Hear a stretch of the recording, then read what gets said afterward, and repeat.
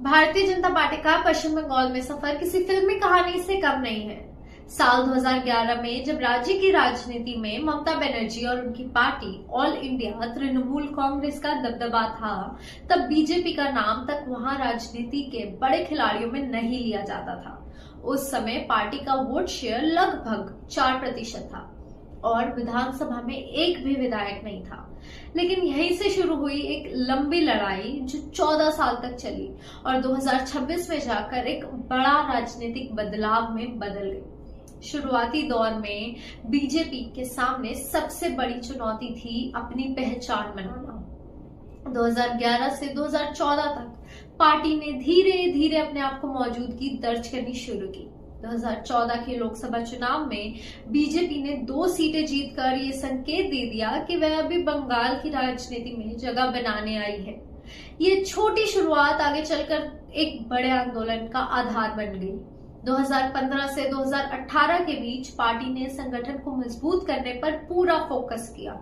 Booth स्तर तक कार्यकर्ताओं को जोड़ा गया और हर इलाके में पार्टी की पहुंच बढ़ाई गई। इस दौरान दिलीप घोष जैसे नेताओं ने अहम भूमिका निभाई। बीजेपी ने ये समझ लिया था कि अगर बंगाल में मजबूत होना है तो सिर्फ राष्ट्रीय मुद्दों से काम नहीं चलेगा, बल्कि स्थानीय संस्कृति और लोगों से जुड़ना होगा। इसलिए पार्टी ने बंगाली पहचान को अपनी रणनीति बनाया। फिर आया 2019 का लोकसभा चुनाव जो बीजेपी के लिए टर्निंग पॉइंट साबित हुआ। इस चुनाव में पार्टी ने फिर आया 2019 का लोकसभा चुनाव जो बीजेपी के लिए टर्निंग पॉइंट साबित हुआ। इस चुनाव में पार्टी ने 18 सीटें जीत ली और 40% से ज्यादा वोट शेयर हासिल किया। ये वही पल था जब बीजेपी ने खुद को तृणमूल कांग्रेस के सबसे बड़े विपक्ष के रूप में स्थापित कर लिया।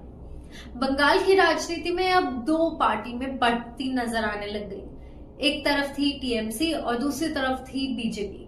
2021 के विधानसभा चुनाव में बीजेपी ने 77 सीटें जीतकर अपनी ताकत दिखाई, लेकिन सरकार बनाने में चूक गई।